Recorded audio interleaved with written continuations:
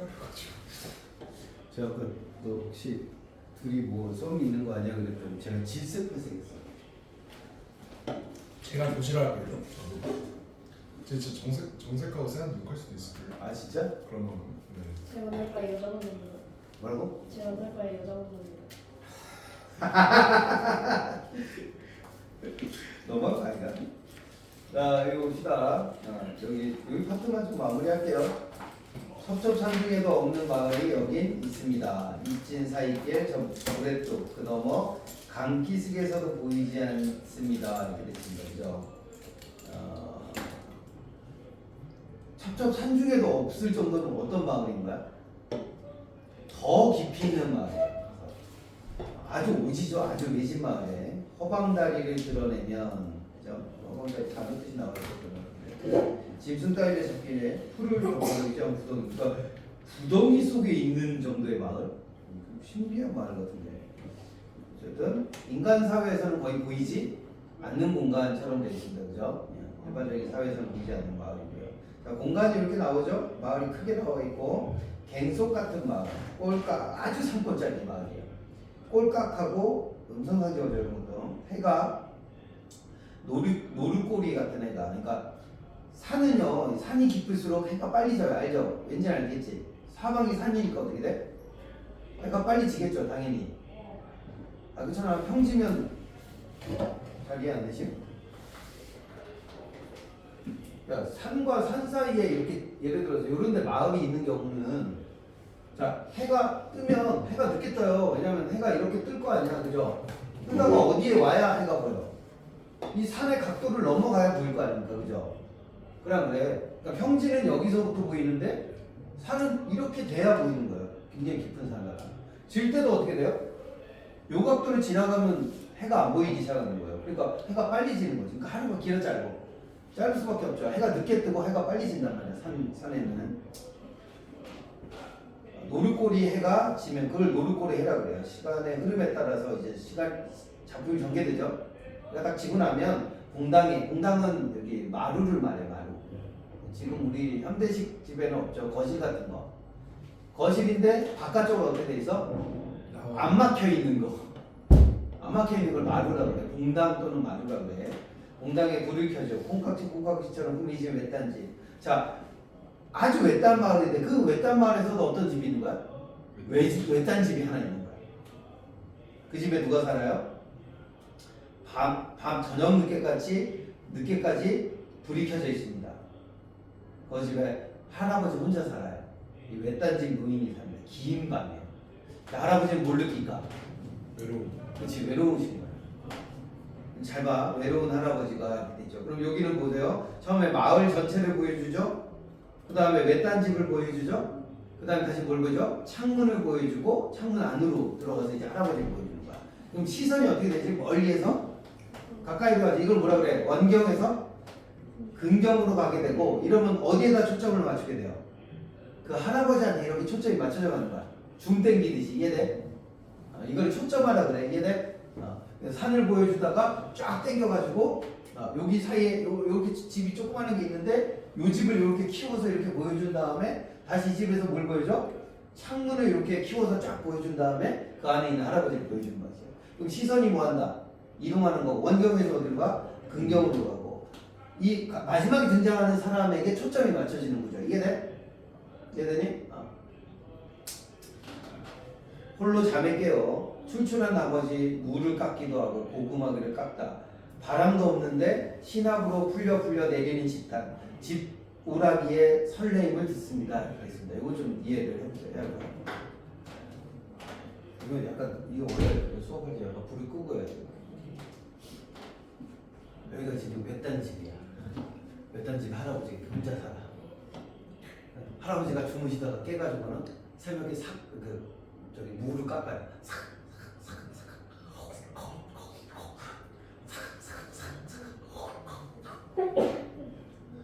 누가 왔나? 근데 작은 소리 갑자기 할아버지가 귀를 기울여. 근데 밖에 아무도 온 게 아니야. 뭐가 풀린 거야? 집단을 묶어놓은 게 저절로 풀려가지고 스르륵 가라앉아. 근데 그 소리 할아버지 귀를 기울였더라고. 왜 그러시지? 자 일단 봐봐. 할아버지는 왜 새벽에 일어나서 물을 드시니? 왜 그렇지? 어? 배고파서. 정말? 자 우리가 사람이 허기가 질 때는 둘 중에 하나예요. 뭐예요?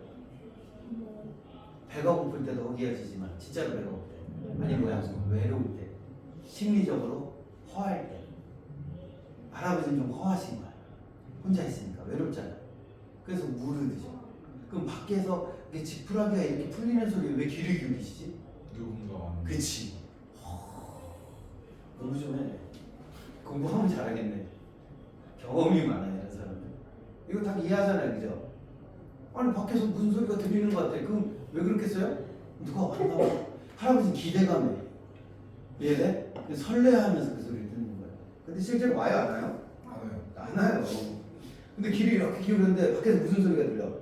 후루룩 후루룩 청각 깃대 날개를 묻는 날개라는 게 날개입니다. 이름 모를 새들의 온기를 생각한다. 자 새들은 추우면 어떻게 하지? 지들끼리 뭉쳐있어요 이렇게. 그럼 할아버지랑 새는 무슨 관계야? 비슷하니 반대니?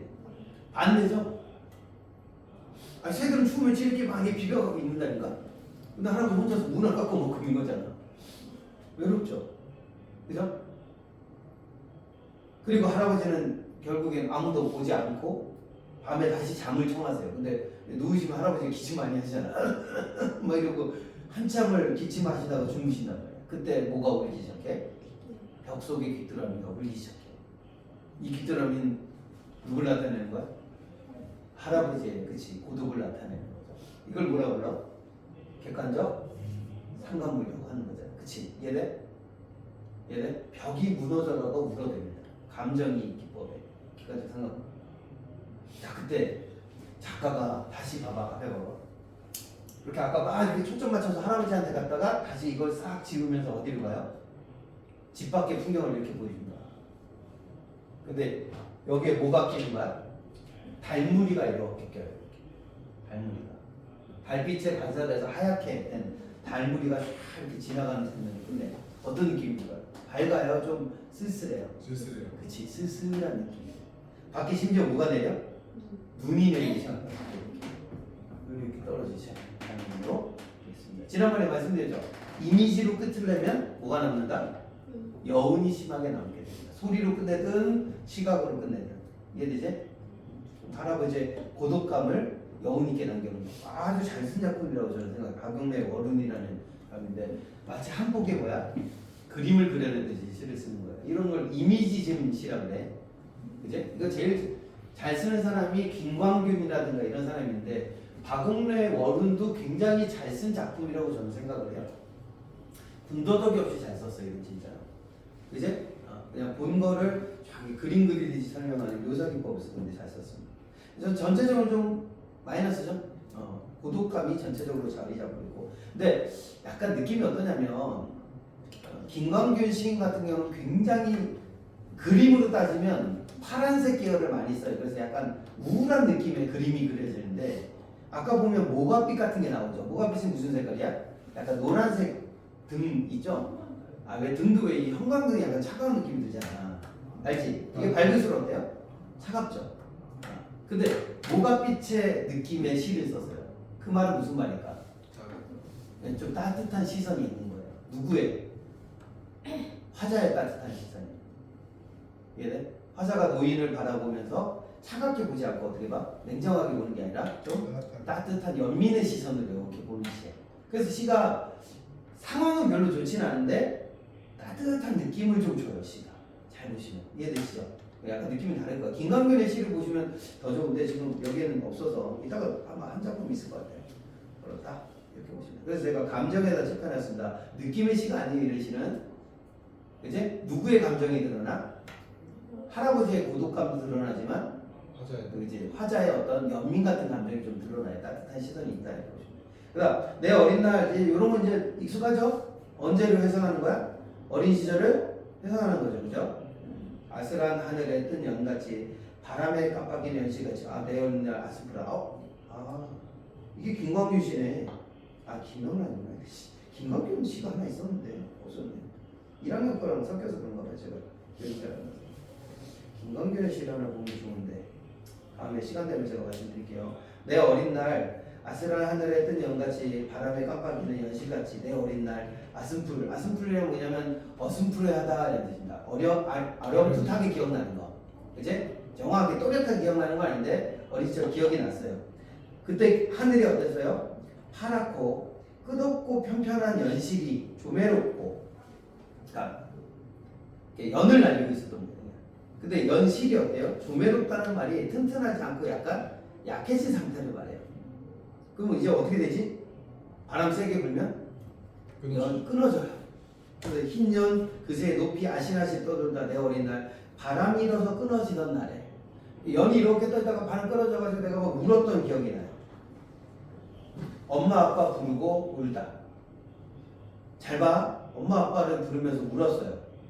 근데 희끗희끗한 실낯이 서러워. 그러니까 실이 너무 약했던 게 서러웠다 이 말이거든. 아침 저녁 나무 밑에서 울었다. 오 내 어린 날 하얀 옷을 입고 라고 시가 있어요. 무슨 내용인 것 같아요? 누가 죽어? 누가 죽었을까? 누가 죽었을까? 어머니. 네, 엄마 아빠. 아이가 엄마 아빠가 죽고 나서 혼자 연을 날리고 있었는데 연이 끊어져서 날아가 버린 날 엄마 아빠를 찾으면서 울었어요. 근데 이미 자기는 엄마 아빠가 없어요. 그런 뜻인 거예요. 얘도 흰 옷을 입고, 그래서 나는 흰 옷을 입고 뭘 했니? 외로이 자랐어요. 이 말이에요. 시가 되게 슬프죠? 담담하게 얘기하는 것 같은데 굉장히 슬퍼요 이런 시들이. 이런 시는 아까 그 시랑 달리 느낌이 좀 어때요? 싸해요. 약간 시를 읽어보시면 차갑죠? 이제 내 서글픈 기억들이 남아있기 때문에 그렇습니다. 이해되죠? 둘 다 고독을 다루는데 약간 느낌이 다른 건 이해돼? 이제 요거는 약간 형광등 같은 느낌이죠. 네. 외로이 자랐다 하얀 넋을 담고, 그래서 흰색을 쓰는 거야. 앞에는 모가빛을 쓰고 얘는 흰색을 쓰고. 이해되지? 느낌이 달라요. 조마조마 길가에 붉은 발자국. 근데 하얀색 깔아놓고 그 위에다 뭘 찍어요? 빨간색을 탁 찍습니다. 그럼 눈에 어떻게 돼요? 겁나 잘 보입니다. 그 혹시 아시나요? 이 하얀 눈 위에 빨간색 열매가 떨어져 있으면 진짜 예뻐요. 빨간색 꽃잎이라는 거예요. 붉은색 꽃잎. 자욱자욱하다 눈물이. 그럼 붉은 발자국은 누구의 발자국일까? 나의. 이 흰 눈을 밟은, 그렇지, 나의 발자국. 그럼 왜 붉은 발자국이야? 이 붉다라는 말은 너무 힘들었다, 고생스러웠다 이런 뜻을 갖고 있습니다. 우리가 피를 토한다 그러잖아. 힘들면 이제 그 색깔을 말하는 거예요. 그러니까 엄마 아빠 없이 어떻게 살았다는 거야? 힘들게 살아. 힘들게 살았다 이런 뜻을 갖고 있어요. 그죠? 그리고 그 눈물마다 뭘 뿌리면서 살아요? 눈물을 뿌리면서 살았다 이런 뜻을 갖고 있는 것입니다. 불다시가 되게 슬프죠? 할아버지도 좀 불쌍하고 배도 좀 불쌍하고. 이 아이도 너무 불쌍하고. 시는 참 이런 감정을 좀 잘 살려주는 것 같아요. 여기 문희당 관련된 글은 여러분들 읽어서 좀 풀어보시면 될 것 같아요. 그렇죠? 요거는 오늘은 시는 여기까지만 하시고, 주말까지 해서 여기까지 좀 마무리 좀 많이 적어서 그동안 못 하셨던 것도 좀 해서 하시고, 월요일에 제가 한번 전체적인 검사를 한번 해볼게요. 상태도 좀 봐야 될 것 같기도 하고. 자, 그리고 오늘은 독서를 좀 들어가 보겠습니다. 독서가 지금 진도가 너무 안 빠지고 있어서 많이 빨리 빼야 되는데, 이게 빨리 뺄 수가 없어요. 내용들이 너무 보시기엔 좀 어려워서. 지난번에 그거는 풀어보셨어요? 계약 관련된 거? 계약은 풀어봤어요? 풀만한가? 한번 펴봐봐. 채점했니? 거기? 채점은 있나? 몇 페이지? 제 책이랑 지금 페이지가 안 맞아요. 앞에 안 나가, 앞에. 보험부터 해야 돼요. 아니 그 앞에 거. 이것도 다 풀었니? 채점을 안 했어. 갑자기 안 맞다고? 페이지가 안 맞아. 페이지 앞에 있는 2주차, 1회차에 페이지 있을 텐데 페이지가 안 맞니? 답지 페이지가 안 맞던데요. 답지가 페이지가 안 맞아? 그 선생님 책 페이지로 되어 있는 저희 페이지랑 안 맞던데. 아, 그 페이지를 내가 이걸 보고 했나 보다. 페이지를. 저 채점 못했어요. 할 수 있잖아. 할 수는 있을걸? 왜냐면 그게 회차가 나눠져 있어서 없는 줄 알았어. 유해차 그래서 선생님 지금 딴거 단지 다른 단지 넣어주는 아니 그렇진 않아요. 왜냐면 같이 세트나서 페이지만 제목. 네, 페이지만 다르고 그 번호는 그대로 맞을 거예요. 뭐 보시면 답을 맞출 수 있을 거예요. 아 이거 잘못했구나. 제가 답지 수정해서 다시 올려드릴게요. 그거는 그냥 뽑아주든지 올려주든지 할게. 아 내가 생각을 잘못했는데 이걸 보고 만들었구나 내가. 요거는 이제 제가 지금 오늘 드리는데 그동안 이제 빈칸을 하셨을 텐데 빈칸 정리가 다 되셨는지 모르겠어요. 그래서 자, 요게 답지예요. 요거 빈칸 답지예요, 이거는. 요거 빈칸 답지만 있으니까 페이지는 안 맞을 거야. 페이지는 안 맞는데 회차. 회차를 보시고 빈칸 정리 좀 하세요. 그동안 풀었던 거. 우리가 2주차가 끝났어 벌써. 2주차가 끝나서 여기 정리를 좀 하시면 좋을 것 같아요. 자, 그러면 지난번에 이어서 좀 봅시다. 이건 지난번에 했던 거죠. 넘어오시면 여기를 좀 보세요.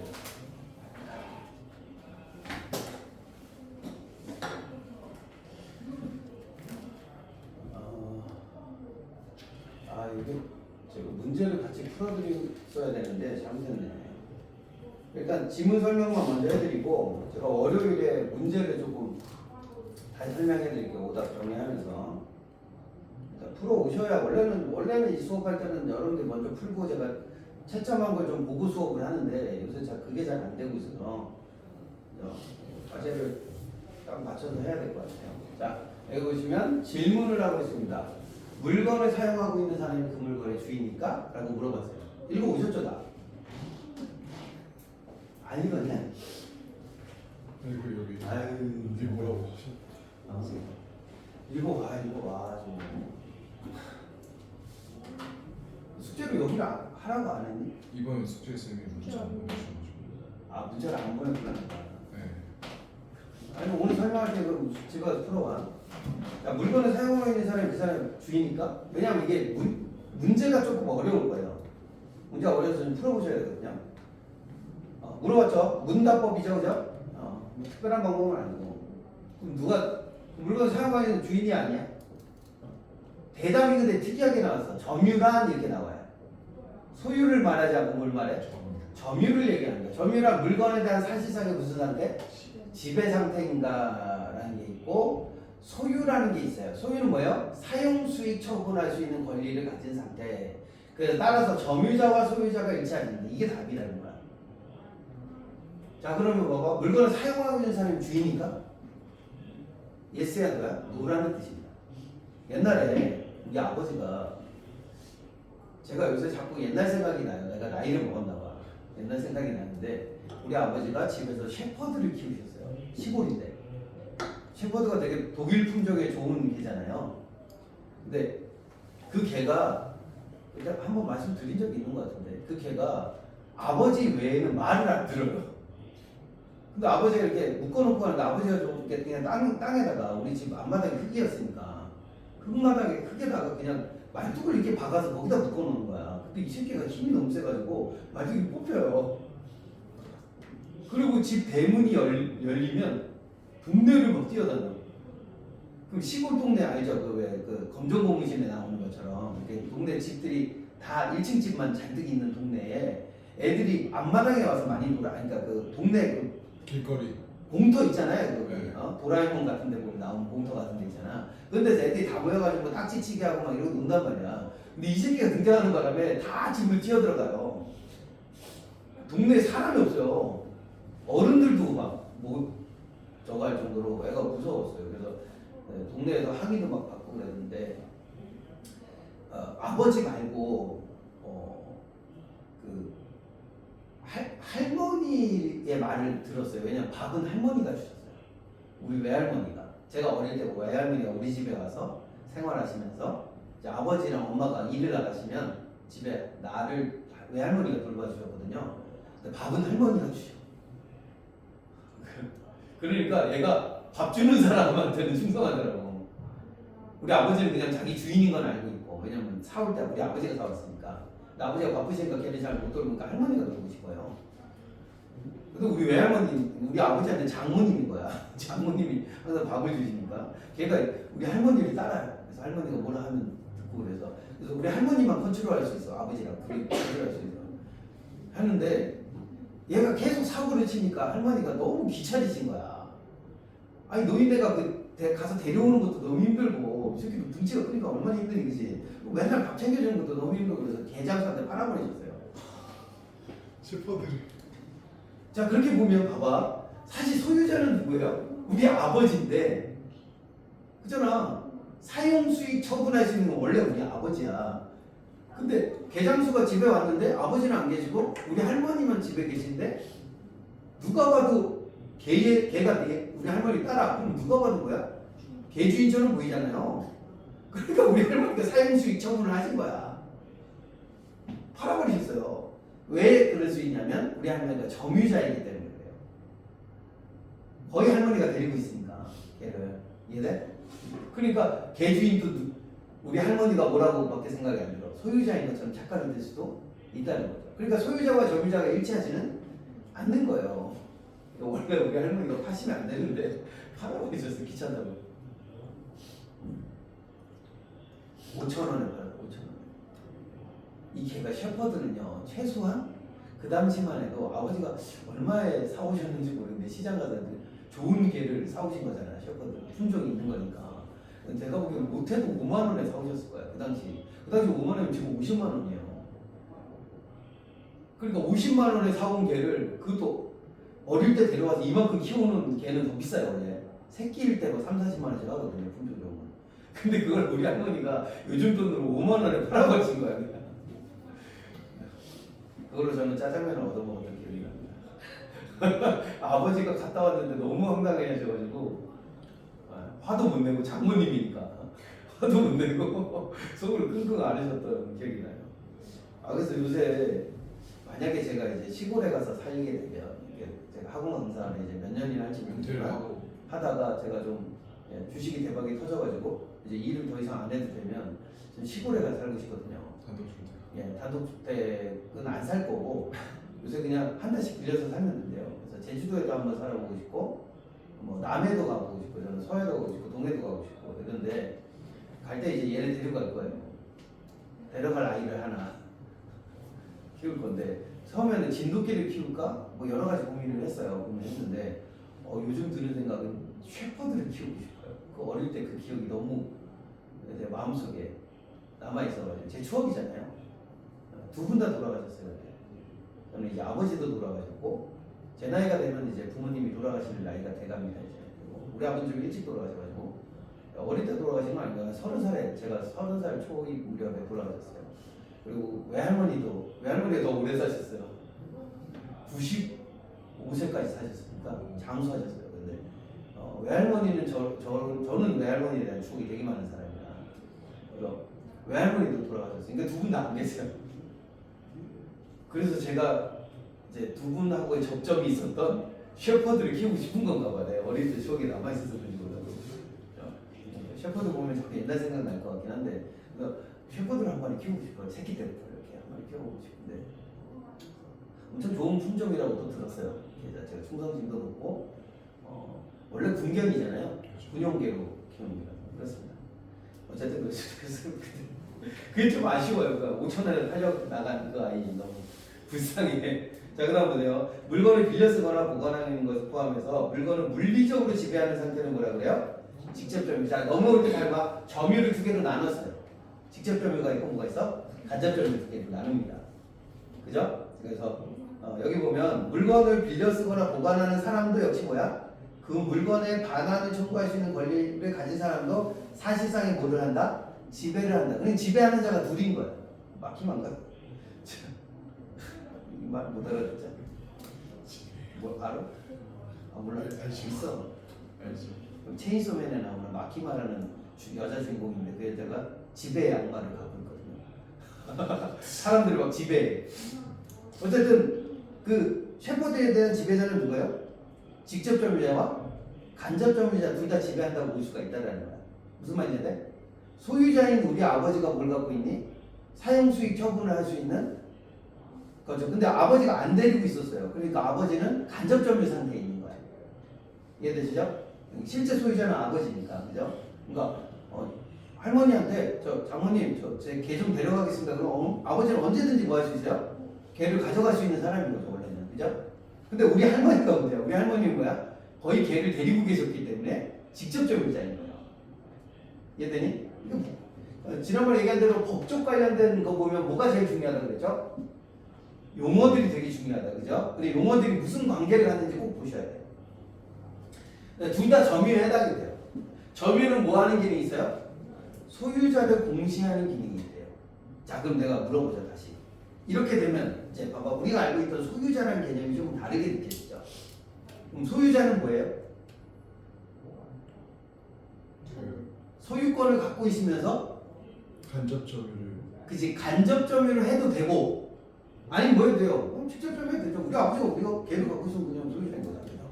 그럼 소유자는 직접 점유가 꼭 할 필요는 없다. 없다라는 거예요, 그 말에. 이해돼요? 그렇다고 직접 점유하고 있는 사람이 소유자라고 할 수는 없다라는 거예요, 이 말은. 내 말이 돼? 그지? 그래서 점유는 소유자를 공시하는 기능이 있다. 공시라는 게 알려준다 이 말이죠, 그죠? 그래서 동산이 뭐야? 움직일 수 있는 재산. 자, 집은 들고 다닐 수가 없죠. 그래서 걔를 뭐라 그래요? 부동산이라고 해요. 들고 다닐 수 없다 그래서 부동산. 그 외의 재산, 보석이라든가 가방이라든가 이런 건 다 뭐예요? 동산에 해당이 됩니다. 동산은 뭐로 소유가 공시돼요? 네, 점유에 의해서 소유권이 공시된다. 그럼 여기까지 읽고 나면 그 물건에 뭐여야 돼? 소유자이면서, 그죠? 빌려줬어도 뭐가 돼요? 간접 점유. 그지? 간접 점유 상태가 유지가 되는 것이 소유자를 공시하는 기능이 있구나 이 말인 거야. 이해됐죠? 근데 잘 봐. 물건의 소유권이 양도가 되려면 어떻게 해야 돼요? 소유자가 양도인이 되고 양수인과 계약을 하고 소유권 양도를 공시해야 돼요. 그치? 근데 점유로 소유권이 공시되는 동사는 소유권 양도는 점유를 넘겨주는 점유 인도로 공시가 된대. 야, 여기가 어려워요. 자, 무슨 말일까? 자, 예를 들어서 내가 샤넬 가방을 갖고 있어. 근데 당근에서 샤넬을 팔았어. 그럼 어떻게 주지? 계약서를 쓰고 계약을 계약서까지 써요. 계약서 안 써요. 당근에서 누가 계약서 써요. 그냥 만나서 뭐하니? 돈 받은 다음에 뭐예요? 물건을 주는 거죠. 주면 되는 거야. 그럼 내가 뭘 넘긴 거야? 직접 점유를 넘긴 거죠. 이러면 뭐가 공시가 된다고? 소유가 공시가 된 거예요. 그럼 끝이에요. 그죠? 그래서 당근에 제일 많이 써 있는 말이 뭐야? 반품 안 됩니다. 내가 넘긴 이상 소유자가 누구야? 너야. 너니까 너는 소유자야. 그럼 너는 나한테 팔 수가 없어. 나 다시 돌릴 수가 없어요. 계약 상태를. 이해돼요? 그죠? 물론 돈 돌려받고 싶으면 어떻게 하면 돼? 다시 가서 물건을 넘기면 되죠. 그럼 소유권을 넘겨 다시 뭘 갖고 와? 반품할 수 있잖아요, 그죠? 당근에서 또 원래 반품은 됩니다. 원래 반품은 되는데 물건에 하자가 있으면 반품할 수 있죠, 그죠? 반품할 수 있습니다. 직접 못 만나면 뭘로 보내죠? 택배 보내잖아요, 그죠? 그죠? 그렇게 해서 이제 점유가 넘어가면 어떻게 돼? 직접 점유 상태가 넘어가면 소유권도 이전된 걸로 본다 이런 말인가요? 이해되지? 자, 그러면 좀 궁금한 게 있어요. 이제 좀 이따 가서 봅시다. 점유 계정이 있고 뭐가 있어? 반환 청구권 양도가 있습니다. 이게 무슨 말이냐면 봐봐 여기 봐봐. 여기가 되게 어려운데 양수인이 간접 점유를 하는 상태가 일어날 수 있다 이렇게 돼 있어요. 무슨 말이야? 돈을 줬어. 돈을 주고는 물건을 아직 안 받은 상태가 있을 수 있어요. 예를 들어 피아노 같은 거 있어요. 피아노도 동산이야. 이동할 수 있잖아요. 움직일 수 있으니까. 피아노도 이동할 수 있으니까 동산이야. 근데 문제는 피아노를 이동시키려면 그랜드 피아노 같은 경우는 전문업자가 와서 이동을 시켜야 돼. 그게 그냥 움직이면 안 돼요. 이삿짐 옮기듯이 옮기면 다 부서져요. 그래서 그러면 생각해봐. 내가 예를 들어서 저 피아노 제가 사겠습니다 라고 해서 가서 돈을 줬어. 근데 당장 피아노를 가져갈 수가 있어요? 저 가져갈게요 이렇게 하고 이렇게 하고 가져간다고? 가능해요? 그죠? 그러면 내가 돈만 주고 계약은 했어. 그러면 무슨 상태야? 간접 점유 상태가 돼버린 거야. 내가 직접 점유를 할 수가 없어요. 예를 들어 한 일주일 뒤에 업자를 불러서 가져올 수 있대. 그럼 일주일 동안은 무슨 상태야? 간접 점유 상태인 거예요. 근데 그 전 주인이 물건을 갖고 있잖아. 그럼 전 주인이 뭐하는 상태야? 직접 점유 상태가 유지가 되는 거예요. 그럼 이 새끼가 다른 사람한테 또 팔 수도 있어요. 그럴 수 있잖아. 그럼 사기죠. 이중계약 같은 거 할 수 있어요. 그죠? 그럴 수 있어요. 그래서 이게 문제가 되는데 예를 들어서 A가 P&L에게 소유권을 양도하기로 해서 계약서를 썼어요. 대신에 제가 딱 3일만 더 갖고 있으면 안 될까요? 이렇게 얘기를 해서 3일 동안 자기가 빌려 쓰기로 했어. 예를 들어서 뭐 하루에 10만 원씩 주고 피아노를 자기가 3일만 빌려 쓰겠대. 3일 뒤에 가져가세요. 이렇게 했어. 그럼 얘는 알겠습니다. 그러고 갔어. 그죠? 갔어. 그러면 B가 A에게 피아노를 4월 뒤에 뭐 하려고 할 수 있어? 가져갈게요 하고 반환 청구권을 갖고 있는 거잖아요. 돌려주세요. 왜? 내가 샀으니까. 이제 3일만 쓰시고 저한테 주세요라고 해서 3일 뒤에 내가 찾아가서 가져오면 돼요. 그지? 그래서 양도인이 직접 점유를 유지하지만 양수인에게 점유인도가 이루어진 거. 점유인도가 이루어졌다는 말은 무슨 말이야? 소유권이 넘어갔다는 거죠. 이해돼? 이해됐어 안 됐어? 그죠? 네. 근데 뭘 넘긴 거야? 내가 넘긴 건? 반환 청구권을 넘긴 거야. 이해돼요? 이제 그러면 반환 청구권 가져가면 모두 가져가는 거야? 소유권을 가져가게 되는 것이고, 그죠? 소유권을 가졌기 때문에 뭐 할 수 있어요? 반환을 청구할 수 있는 상태를 점유 개정 상태라고 해요. 근데 주인이 아직 안 가져갔으니까, 그지? 그지? 그 사간 사람이 피아노를 아직 안 가져갔어요. 그러니까 사간 사람은 무슨 상태만? 간접 점유 상태로 있는 상태. 이걸 점유 개정이라 그런다. 점유가 개정됐다는 거야. 이해되지? 자, 한면 C가 자신이 소유한 가방을 D에게 맡겨두어 이에 대한 반환 청구권을 가지게 됐는데, 자, 똑같아요. C가 D한테 가방을 팔았어. 근데 D가 아직 안 가져갔어, 가방. 그죠? 근데 얘가 누구한테 다시 팔아서? E한테 팔았어요. 그럼 어떻게 되냐? 자, 물건은 아직도 누구한테 있어? C한테 있어. 이해되지? 봐봐. 자, C가 누구한테 팔았어? D한테 팔았는데 물건이 어디 있어? 가방이 아직 여기 있다고. 그죠? 그럼 얘는 뭐만 가져갔지? 반환? 청구권만 가져간 거예요. 간접점유 상태가 된 거야. 그지? 그지? 근데 이 D가 나한테 이런 가방이 있는데 너 살래? 그랬더니 E가 사겠대. 그래서 얘한테 다시 팔았어. 가방은 여기 있다니까? 그럼 나는 얘한테 뭘 판 거야? 이걸 판 거예요. 반청권을 판 거예요. 그럼 얘는 반청권이 없어지고 얘한테 반환 청구권이 넘어가죠. 그럼 얘가 얘한테 가서 뭐 하면 돼? 가방 달라고 하면 돼. 이해되지? 요걸 뭐라 그래? 반환 청구권 양도라고 하는 거야. 이해됐어? 자, 그럼 정리하면 두 가지죠. 아까 A가 누구한테? A가 B에게 뭘 팔았니? 피아노를 팔았죠? 네, 피아노를 팔았는데 피아노를 며칠 동안? 3일 동안 얘가 쓰기 위해서 3일 동안은 얘가 가지고 있는 상태. 그지? 얘는 뭐만 가져갔다? 반환 청구권만 가져가 있는 상태. 이걸 뭐라 그래? 점유 개정이라고 하고, 그죠? 이건 점유 개정 상태고, 요거는 뭐라고? 얘한테 반환 청구권 받았던 걸 얘한테 다시 판 거야. 이걸 뭐라 그래? 반환 청구권 양도라고 하는 거야. 양도를 했다라고 보시면 돼요. 두 가지 왜 설명했을까? 그 뒤를 봐. 뒤가 문제야. 자, 근데 문제는 뭐냐면 양도인이 소유자가 아닌 경우를 나오는 거예요. 앞에 봐봐. 여기 A랑 C가 소유자가 아니야. 예를 들어서 채이가 엄마 가방을 파는 경우. 경험 있어요? 없어요? 없어요? 한번 해봐. 예? 할 수 있어.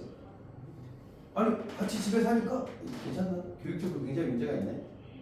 그죠? 아니 같이 사니까 보증서랑 엄마 제일 비싼 가방 집에 하나 있을 거 아니야. 가격이 꽤 나갈 거야. 중국 거가 한 3,400 정도 되는 게 있을 거야 지금. 그럼 집에 가서 보증서랑 가방이랑 그 알죠? 어떤 케이스까지 다 챙겨갖고 당근에다 올려. 팔 수 있어. 뒤지겠네. 자, 소유자가 아닌데 뭐 할 수 있어? 물건을 팔 수 있어요. 우리 할머니가 개를 팔아버린 것처럼. 뭐 하고 있으면 돼? 점유하고 있잖아, 얘가. 그죠? 근데 점유자가 뭐가 아닌 거야? 직접 점유자가? 소유자가 아닌 경우가 있을 수 있어. 있다니까. 가족 간에도 일어날 수 있는 일이야. 양도자가 소유자가 아닌데도 양수인이 점유 인도를 받으면 소유권을 취득할 수 있다. 얘가 소유자가 아닌 경우는 어떻게 될까, 이게? 이걸 얘기한 거야. 근데 앞에 두 개를 왜 설명했을 것 같아? 이것 때문에. 둘 중 하나 되고 안 되고 이렇게 나올 가능성이 없죠.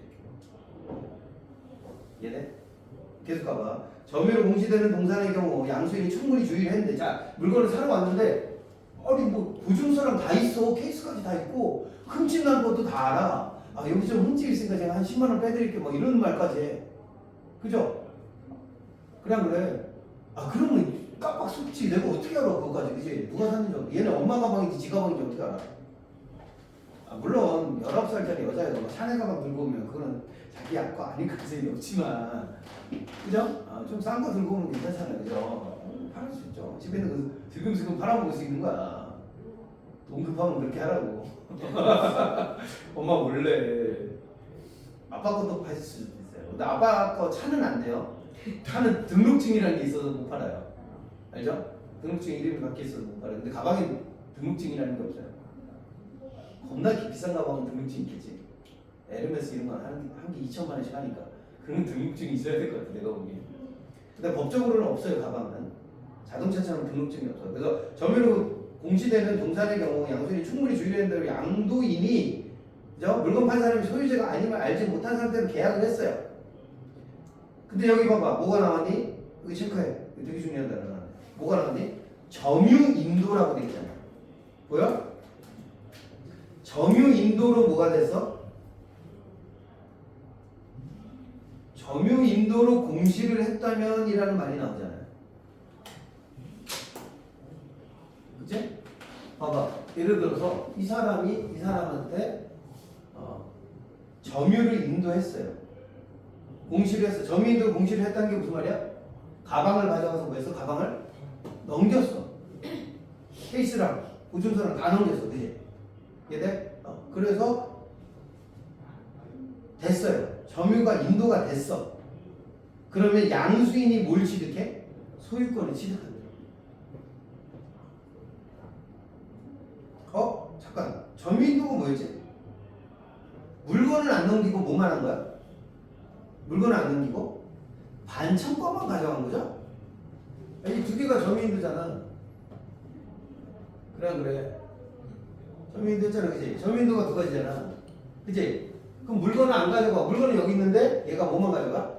반청권만 갖고 간 경우에 선의 취득이라는 게 가능하대. 됐어? 여기까지 잘 봐. 선의 취득해서 그럼 누가 돼? B나 E가 뭐가 될 수 있는 거야? 소유자가 될 수 있는 상황이 됐어, 그치? 근데 밑에 봐봐. 뭐라고 돼 있어? 다만 간접 점유에 의한 인도 방법 중에 점유 계정은 선의 취득이 안 된다 이렇게 돼 있어요. 무슨 말이야? 자, 예를 들어서 이거 봐봐. 똑같은 물건을 합시다.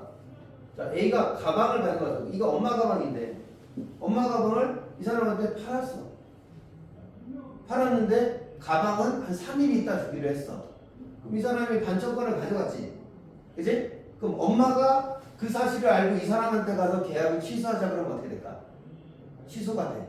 왜? 소유권이 넘어간 게 아닌 걸로 보는 거야. 이해돼? 그러니까 점유 계정으로 뭐가 안 돼? 선의 취득을 할 수가 없다는 거야. 여기까지 이해됐어? 됐지? 그래서 됐는데 여기 봐봐. 됐어. 됐는데 근데 그 뒤에 보면 뭐라고 돼? 선의 취득으로 양수인이 소유권을 취득하면 원래 소유자는 원체나 소유권이 상실되는데 무슨 말이야?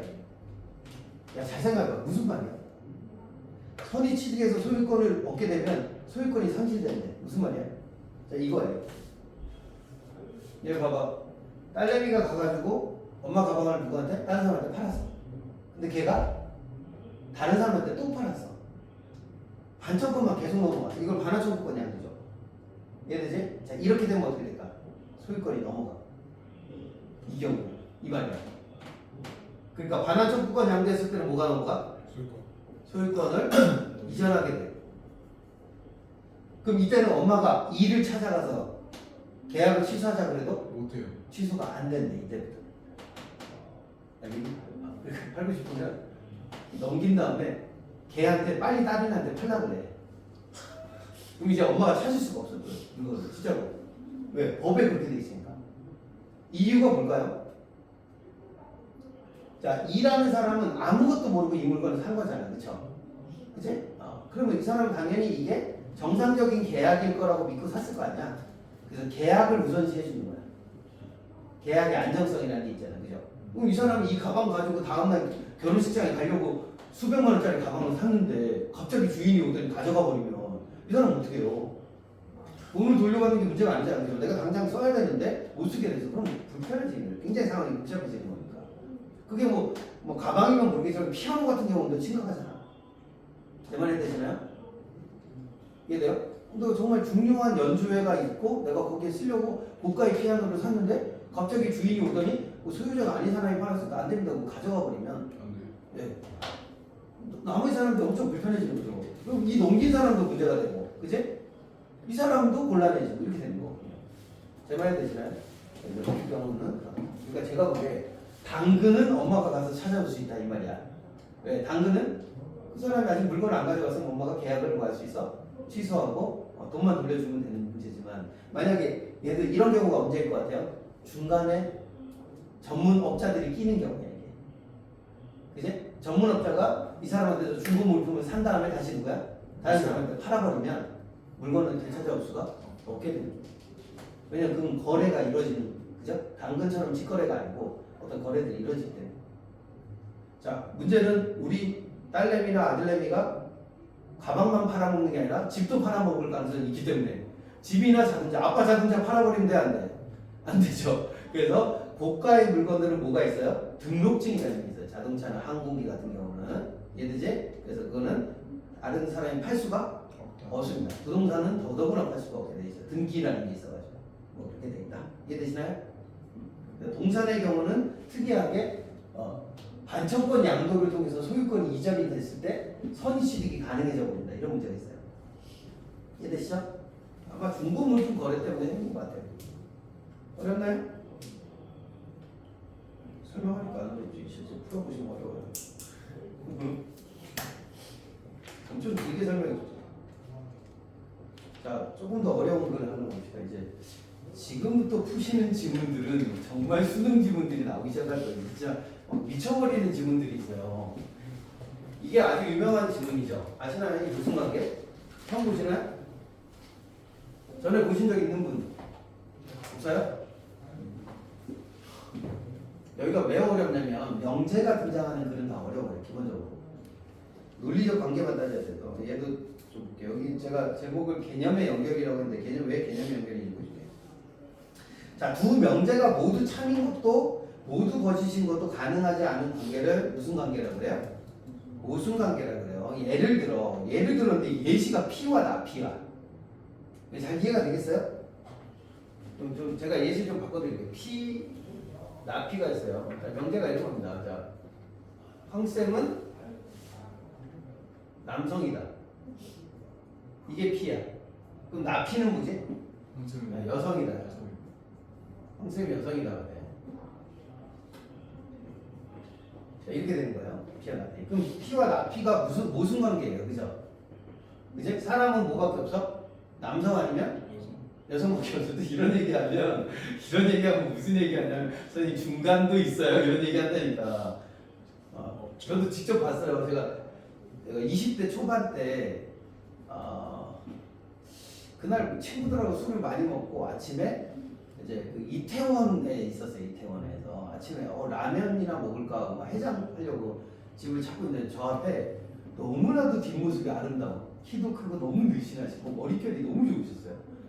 너무 아름다운 여성분이 치마를 입고 있었던 것 같은데 아름다운 여성분이 걸어가시길래 약간 술이 덜 취했어. 그래가지고 저도 모르게 약간 그 뭐라 해야지 멘트를 좀 쳤어요.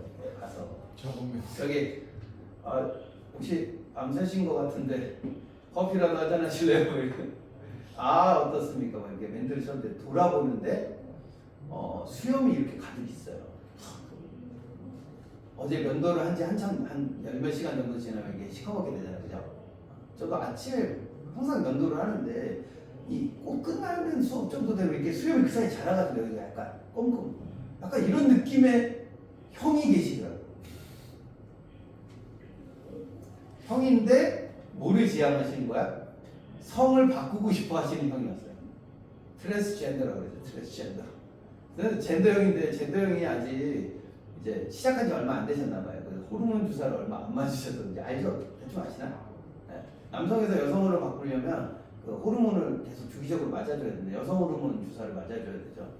근데 아직 안 맞으셔가지고 수염이 많이 빨리 자라시나 봐. 그리고 목소리도 아시죠? 약간 걸걸. 약간 걸걸합니다. 왜? 뭐 이런데 아침에 술이 확 깨더라고요. 근데 그냥 젊은 시절이어서 그런지 몰라도 뭐 트랜스젠더의 세계는 어떤 세계인가 궁금해서 말이나 뭐 커피 한잔 할래? 그러더니 예 형 그러고 갔어요. 둘이 앉아서 커피 마셨어. 누가 봤으면 겁나 웃겼을 거야. 그리고 막 내가 가지런히 이렇게 모은 상태로 이렇게 앞에 앉아 있었거든요. 근데 그 트랜스젠더의 삶에 대해서 제가 이렇게 약간 학습을 하는 계기.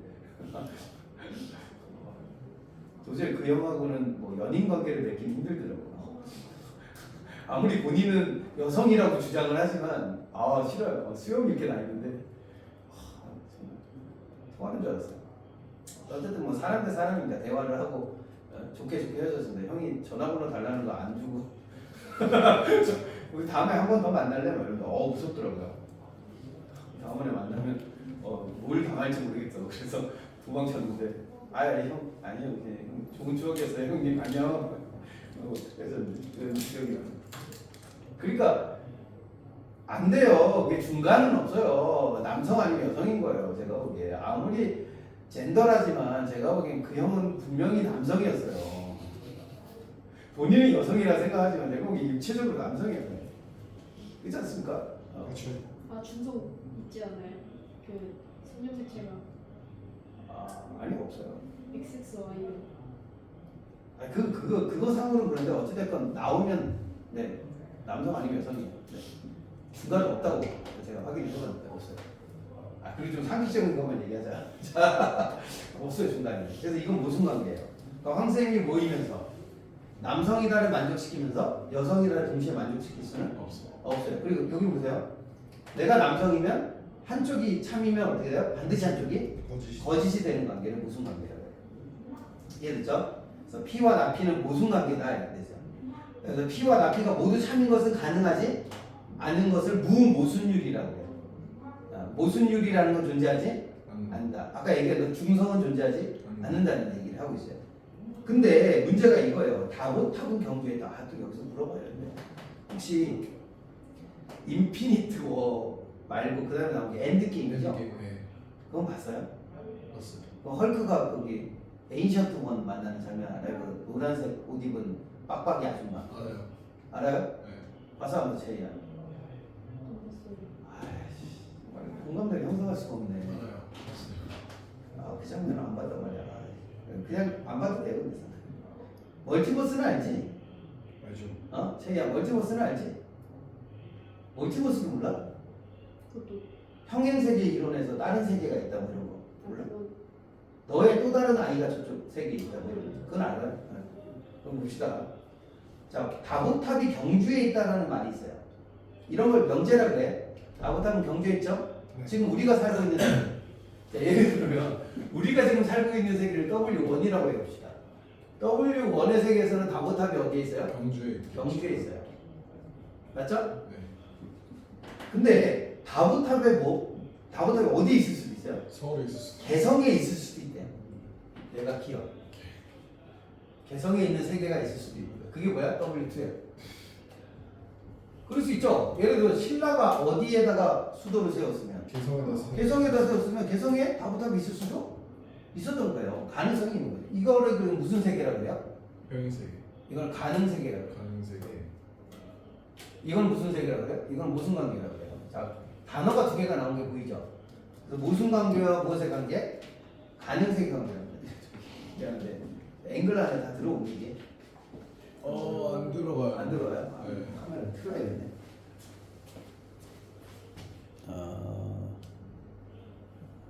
됐다.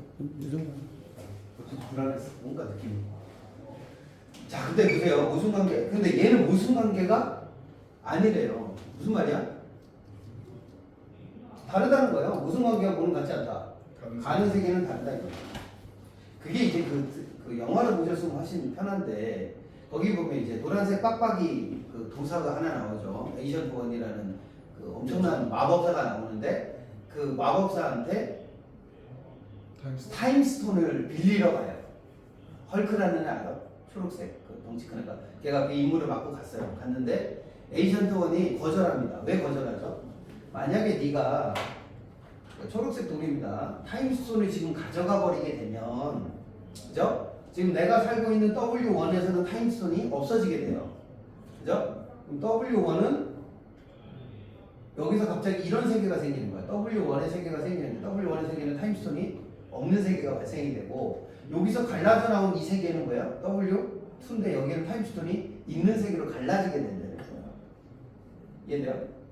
세계가 두 개가 생긴다는 거야. 왜냐면 얘네가 타임 워프를 이용해서 뒤로 돌아와서 과거를 바꿔버렸기 때문에 과거가 바뀌면서 어떻게 된다는 거야? 미래도 바뀐다. 미래가 바뀌는데 미래가 두 개로 갈라진다는 거야. 있는 세계와 없는 세계로 갈라진다는 거야. 이해되죠? 그럼 갈라지게 되면 어떻게 돼요? 여기는 뭐 타임스톤이 없어서 지구가 멸망하는 세계가 나오게 되고 여기는 타임스톤이 있어서 지구가 망하지 않는 세계가 생겨나게 된다는 거야. 그러니까 미래를 바꿔버린 거야. 미래를. 과거를 바꾸면서 미래가 바꿔질 세계가 있습니다. 이게 가는 세계의 개념이거든요. 자, 그래서 여기 보면 이런 세계들이 있다는 거예요. 그래서 가는 세계 개념은 자 여기 보세요. 지금 보세요. 화제가 뭐예요?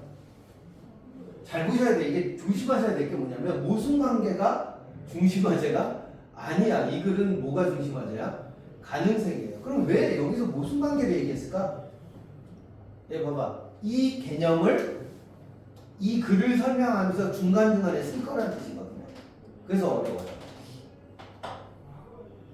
메인은 가는 세계인데 중간중간에 모순관계를 중간에 갑자기 집어넣어요. 개념적으로 집어넣어요. 굉장히 어려워요. 그러면 뭐만 갖고 풀 수 있어야 돼요? 이건 예시도 별로 안 좋아요. 제가 굉장히 많은 예시를 든 이유는 이해를 돕자고 한 것이 실제 지문에는 예시가 거의 없습니다. 없어서 어려워요. 그래서 여기 보면 가능 세계 개념인데 가능 세계는 필연성과 가능성에 대한 진술을 분석하는 게 있대요. 무슨 말이냐면 P는 가능하대요. 자, 가능하다는 건 뭐야? 자, 다부탑이 경주에 있을 수도 있는 건 가능하죠. 그러니까 이런 세계로 존재할 수 있는 거예요. 근데 다부탑이 어디에? 개성에 있을 수도 있죠. 그러니까 그것도 역시 뭐야? 가능한 세계. 이해됐어? 근데 예를 들어서 가능하지 않은 세계도 있죠. 신이 우리 옆집에 살아요. 가능해요? 안 하겠죠. 그런 건 불가능하고. 무슨 말인지 되지? 그래서 가능하다는 P는 적어도 하나의 가능 세계에서 성립한다. 자, 경주에 있을 수 있어. 그러면 경주에 다보탑이 있는 세계가 존재한다는 거야.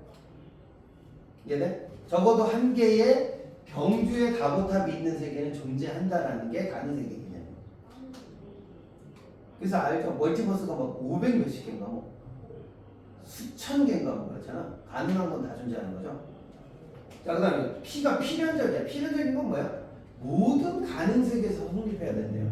예를 들어서 다보탑이 경주에 있는 세계나 다보탑이 개성에 있는 세계나 세계나 똑같이 적용될 수 있는 건 뭐야? 다부탑이 있다는 거. 다보탑은 다보탑이야. 이런 말은 당연히 맞는 말이죠.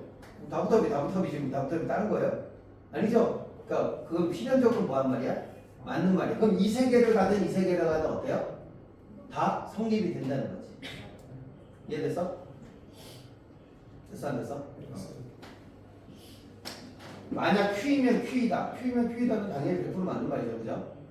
그래서 필연적인 명제들은 모든 가능 세계에 성립한다. 이것도 그냥 개념이에요. 다보탑은 어디에 있어요? 경주에 있다고 같이 가능하지만, 자, 다보탑이 경주에 있는 건 가능하지만 필연적이야? 아니. 예를 들어 경주에 있는 세계에서는 다보탑이 경주에 있다가 참이지만 개성에 있는 세계가 뭐 어떻게 돼요? 개성이 있는 게 참. 그죠? 그러면 다보탑이 경주에 있다는 뭐가 돼? 거짓이 되는 거죠. 그러니까 얘는 모든 세계에서 성립하지는 않는 거예요. 필연적인 얘는 뭐야? 다보탑이 경주에 있다라는 말은 뭐야? 가능하죠. 그죠? 가능하지만 필연적이지 않은 거예요. 개념적으로. 이해돼? 자, 이렇게 됐어. 이렇게 설명. 어렵죠? 여기까지만 해도. 어려워? 제야. 어려운데 안 할 거예요. 자, 여기서 포기하면 무슨 뜻이 되는지 좀 알려드릴게요. 자, 여기서 포기하시면 여러분들에게 가는 세계가 열려요. 뭐지? 예를 들어서 내가 수능을 보는 해에 명제가 나왔어. 아, 그럼 재수로 가는 거예요. 근데 그 다음에 연짝으로 명제가 또 나왔으면 어떻게 돼요? 삼수로 가는 가는 세계가 열려버려요. 피하지 마세요. 힘들다고. 힘들다고 피하시면 여러분들한테 무궁무진한 고난의 길이 열려요. 이렇게. 저는 좋지 않다고 생각해요. 그래서 항상 대비를 할 때는 어떻게 해요? 모든 것이 다 최악의 상황을 가정하고 대비하는 게 맞죠. 그죠? 그러니까 명제가 나올 가능성을 염두에 두고 공부를 해두시는 것도 맞다, 저는. 자, 가능 세계를 통한 담론은 우리 일상적인 몇몇 표현들을 잘 이해하는 데 도움이 된대요. 가능 세계에 대한 이야기는 우리 일상생활을 잘 이해해야 돼. 다음 상황 생각해. 예시죠. 이건 어렵지 않아요. 아침 8시에 출발하는 기차를 놓쳤어. 그래서 그 다음 기차를 탔는데 어떻게 됐어요? 지각을 했어요. 그죠? 그럼 뭐라고 얘기할까, 우리는? 내가 8시 기차만 탔어도 뭐 하지 않았을 거야? 지각하지 않았을 거라고 말하는데. 그런데, 자, 여기 봐봐. 가능 세계를 논하는 논리학과 달리 전통 논리학에서 만약 A이면 B다라는 형식의 명제는 A가 거짓인 경우, 자, 여기 앞뒤를 연결해 봐야 돼. 봐봐. 내가 아침에 뭐 했다고? 몇 시 차를 탔어? 자, W, 이것도 1, 2로 하자. 1 있어요. 그럼 8시에 뭐 했어? 차를 못 탔죠? 그래서 내가 겪은 현실이 이거야. 8시에 차를 못 탔으니까 뭐 했니? 늦었어요. 지각을 했죠? 그지? 근데 만약에 W2가 있어요. 가는 세계가 있죠? 8시에 뭐 했으면? 탔으면 차를 탔으면 지각을 하지? 안 왔을 거라. 안 했겠죠? 가능 세계는 이렇게 말을 많이 한대요. 그죠? 근데 우리가 보통 보면 뭐가 있냐면 이거는 가능 세계 개념이고 전통 논리학이 있어요. 전통 논리학. 자, 전통 논리학은 뭐라고 말하는데? A이면 B다라는 형식이 있어요. A이면 뭐야? B다. B일 거야. 이렇게 되는 형식이 있어요. 예를 들면 요 예를 좀 들어드릴게요. 예를 들어서 선생님이 몇 점 이상 맞으면 A가 뭐냐면 90점 이상이야. 90점 이상 맞으면 내가 너한테 뭘 줄 거야? 상을 줄게. 사탕을 줄게. 사탕 드릴까? 갑자기? 아니, 준다고 사놓고 잊어버리고 있었어. 젤리 안 좋아하시면 안 드셔도 돼요. 이거 엄마들 드리시던지. 남는 거네. 색깔별로 다 줄게. 세 가지 맛이야, 세 가지.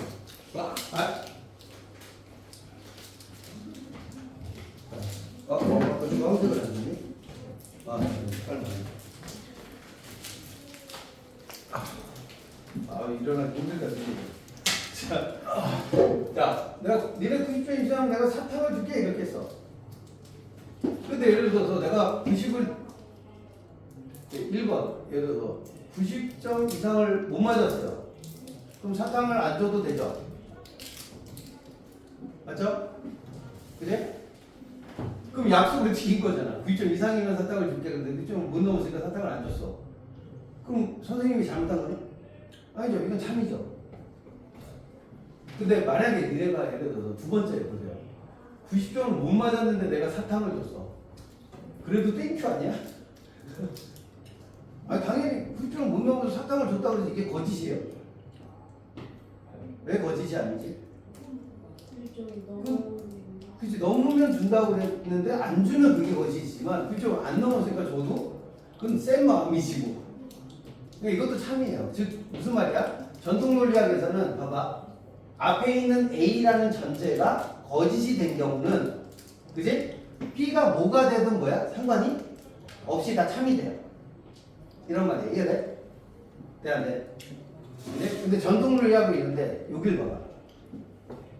자,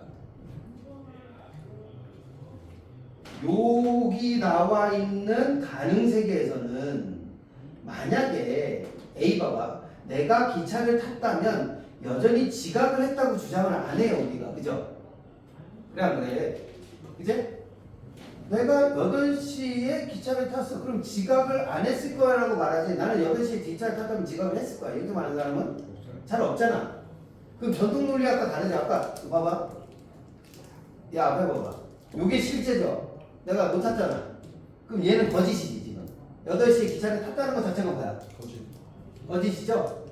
근데 8시에 기차를 탔는데 우리가 보통 봐봐 여기처럼 두 가지가 나올 수 있잖아. 지각을 안 했을 거야 나올 수도 있고 뭐야? 지각을 했을 거야라고 나올 수 있잖아. 그쵸? 두 가지가 나오는데 원래 전통문학에서는 둘 다 뭐로 봐? 참으로 보는 데 비해서 가능세계에서는 어떻게 본다는 거야? 거짓으로. 이거보다는 이거를 얘기한다는 거야. 이거를. 이유가 뭐야? 맨 밑에 봐봐. A가 참인 가능세계 중에서 비교할 때 B도 참인 가능세계가 B가 거짓인 가능세계. 즉 무슨 말이야? 8시에 기차를 탔다면 내가 지각을 하지 않았을 거야가 참이 되는 경우가 이 말이야. 그죠? 현실 세계와도 뭐하기 때문에 유사하다는 거예요. 유사하면 현실 세계에 나는 A가 실현되지 않은 경우에 그죠? 8시 기차를 탔을 경우에는 not B 지각을 안 할 거야가 아니라 뭐야? 지각을 할 거야가 아니라 지각을 B 안 했을 거야라고 말할 수 있다라는 거예요. 이해되니? 됐어 안 됐어? 어렵죠? 진짜 어려운 걸 보여줄게. 마지막이에요. 진짜 미쳐버리거든요. 저는 괜찮은데 저는 여러 번 보니까 괜찮지만 여러분들은 처음 보면 좀 헷갈릴 겁니다. 근데 설명을 해가지고 이게 여기가 왜 어려웠는지만 설명드릴게요. 왜 내가 이걸 설명하냐면 이제 앞으로는 이렇게 안 나올 것 같아서 그래요.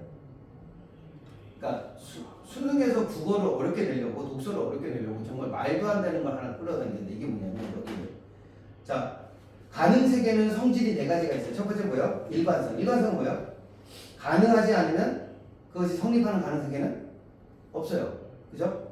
하나님이 내 옆집에 살아. 이런 건 그런 가능성이 없다는 거야. 이제 불가능하니까. 둘째는 포괄성이에요. 포괄성은 뭐예요? 어떤 것이 가능하다면 그것이 성립하는 가능성이 존재한다. 아까 얘기했죠? 그치? 나보다 왜 어디에 있을 수 있어? 개성에 있을 수도 있어. 가능해. 그러면 그 세계도 있을 수 있는 거죠. 자, 셋째가 문제예요. 셋째 봐봐. 자, 여기 보세요. 앞에. 이거 되게 중요한데. 완결성을 설명하면서 뭘 갖고 왔냐면 P를 갖고 왔어요. 우리 P를 어디서 봤지? 첫 번째 자료에 나와 있어요. 근데 거기 보면 임의의 명제에 대해서 P거나 나피다라는 배중률이 성립하는데 그게 뭐냐면 P와 나피 중 하나가 반드시 참이 된대요. 이게 무슨 말이야? 아까 P와 나피 둘 중에 하나가 반드시 참이 되는 게 뭐지? 이게 뭐예요? 무슨 관계죠? 이렇게 풀어야 돼. 이게 되게 황당한 식으로 글을 짰어. 내가 보니까. 그지? 앞에서 모순 관계에서 P와 나피가 반드시 하나가 참이다라는 말을 안 해줬어요. 심지어. 뭐라고 얘기했지? P와 나피가 둘 다 참인 세계는 없다라고 말했거든요. 아까 얘기하기로. 그죠? 근데 그걸 잘 생각해보면 P나 나피 중 하나는 반드시 뭐가 돼야 돼요? 모순 관계면 참이 돼야 된다. 그게 무슨 율이야? 배중률이야. 이 얘기를 한 거예요. 이해되시죠? 여기가 말도 안 되게 갑자기 뜬금포인 거야. 그치?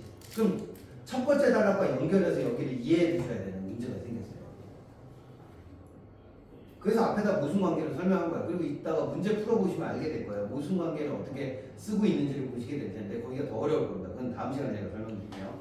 그런데 풀어보시고 나서 한번 주말에 반드시 풀어보세요. 명제를 피하시면 국어 성적 잘 나오기 쉽지 않아요. 잘못 걸리면. 자, 네 번째는 가능성의 독립성. 독립성은 뭐예요? 예를 들어서 경주에 다보탑이 있는 세계와 개성에 다보탑이 있는 세계는 철저하게 뭐돼 있어야 돼요? 분리돼 있어야 돼요. 알죠? 그래서 그것도 영화에서 나오잖아. 이쪽 세계랑 이쪽 세계랑 어떻게 돼? 부딪혀요 이렇게. 충돌나는 경우가 있대 이렇게.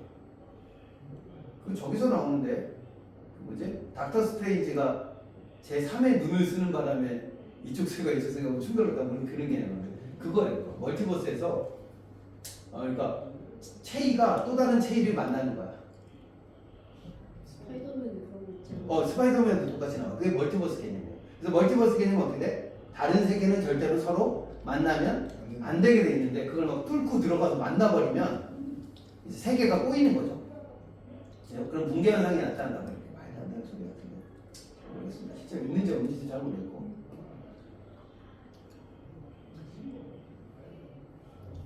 차라리 그게 나은 것 같은데 그 뭐죠? 도라에몽이 있잖아요. 도라에몽 기계 중에 또 다른 나를 계속 불러낼 수 있는 거 알죠? 불러내는데 한 애는 숙제시켜놓고 한 애는 놀러가고 막 그다음에 나중에 합치면 그 경험치를 한꺼번에 가질 수 있는 뭐 그런 거 있으면 겁나 좋을 것 같긴 한데 잘 모르겠어요. 그럼 저는 여러 명 만든 다음에 한 명은 포르쉐 타게 하고 한 명은 BMW 타게 하고 하나는 벤츠 타게 하고 한 다음에 그렇게 살고 싶어요. 여러 대 돈은 한정돼 있으니까. 자, 그 다음에 보세요. 한 가능세계 W1의 시간 공간이 어제 이어졌었던 겁니다. 그리고 5번 단락은 별 얘기 없어요. 그냥 읽어가시면 됩니다. 그치? 어렵죠? 그래서 아까 설명했던 게 이거야.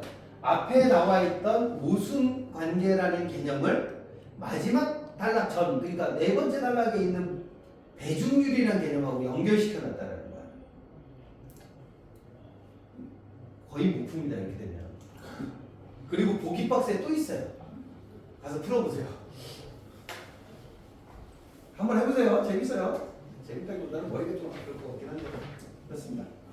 끝난? 자, 그리고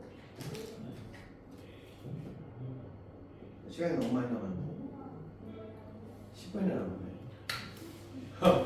그만하자고? 얘기하고 싶은 거죠? 아, 이거 하나만 더 설명하고 끝낼게요. 이거 금방 하면 되는 거. 어? 아이 싫어. 독서 좀 많이 풀어와. 이거 좀 가져좀 낼 거니까. 여기 봐봐. 자, 이거는 제가 수업을 따로 하진 않는데 그냥 간단하게만 보면 돼요. 금방 끝나요. 좀 참아요.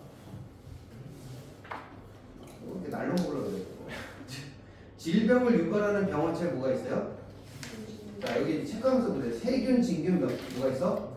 바이러스가. 잘 보세요. 조심하셔야 돼. 이거 지난번에 기억나죠? 이렇게 쪼개져 있으면 어떻게 하라고? 분류 분석이 될 가능성이 있다 그랬죠? 근데 밑에 갔더니 조금 다른 얘기를 해요. 생명체 기본 구조에 속하는 세포막은, 그러니까 세균 설명하고 진균 설명하고 바이러스 설명하는 글이 아니에요, 이 글이. 그래서 첫 단락 잘 보셔야 돼, 이게. 첫 단락 얘기하려고 그런 거야. 그 다음 봐봐. 생명체 기본 구조에 속하는 세포막은 지질을 주성분을 하는 이중층이다. 자, 생명체의 기본 구조는 뭐라고? 세포막이 있대요. 세포막은 뭐를 주성분으로 해? 지질을 주성분으로 하는 이중층을 갖고 있대요. 자, 근데 여기 밑에 보니까 뭐가 나와? 자, 여기 보면 세균 나왔죠? 또 누가 나왔어? 진균 나왔죠? 체크하면서 보세요. 일반적으로 세포막 바깥 부분이 이중층인데 세포막 바깥이 뭘로 돼 있어? 세포벽으로 돼 있어요. 그죠? 세포막이 있고 세포벽이 있어. 자, 앞에 봐봐. 아까 세포막은 뭘로 돼 있다고? 네, 이렇게 돼 있죠. 여기 연결되는 거 보여? 그치? 과학은 기본적으로 용어를 뭐 하면서 읽어야 돼요? 연결하면서 읽어줘야 돼요. 자, 됐지? 자, 근데 여기 잘 봐. 밑에 갔더니 바이러스가 나왔어요. 바이러스의 표면은 뭘로 돼 있어요? 네, 세포막 대신 세포막을 안 쓰고 뭐 있어? 캡시드를 씁니다. 캡시드라고 불리는 성분으로 되어 있는 단백질로 되어 있대요. 캡시드라고 불리는 단백질로 되어 있대요.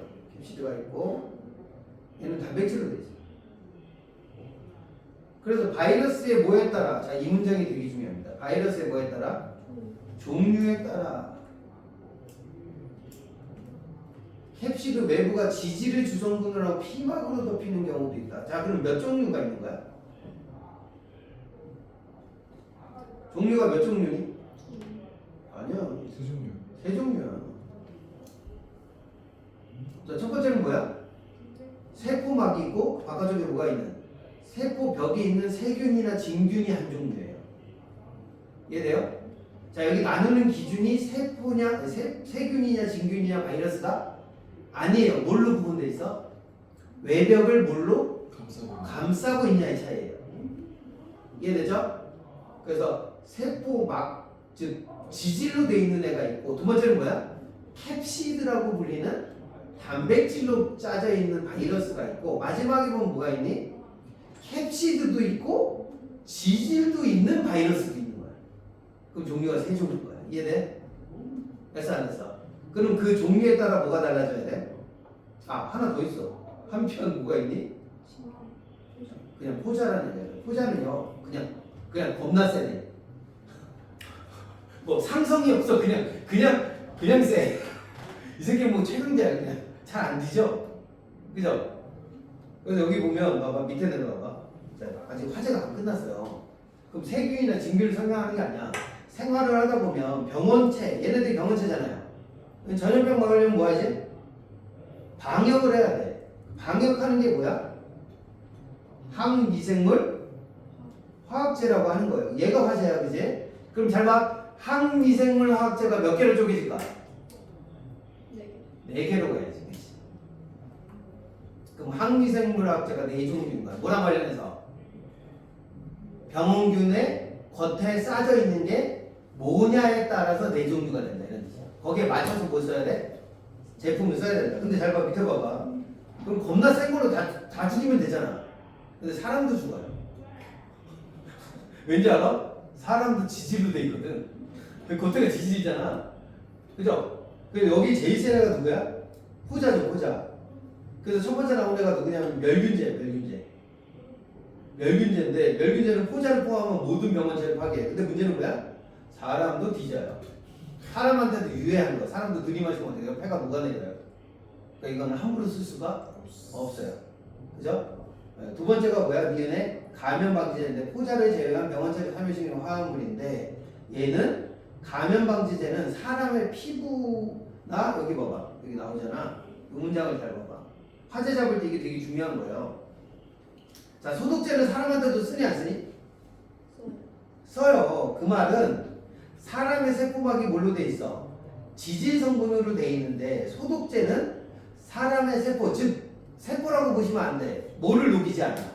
지질을 잘 녹이지 않아요. 만약에 여기 봐봐. 그 있잖아. 우리 집에 가면 그 솜 있죠? 아니, 알코올 솜 있잖아. 그죠? 근데 그걸 이렇게 했는데 손가락이 사라져. 그럼 골치 아픈 거야. 손가락에 녹아내리면. 아니, 세균 잡겠다고 자기 손가락을 녹여요?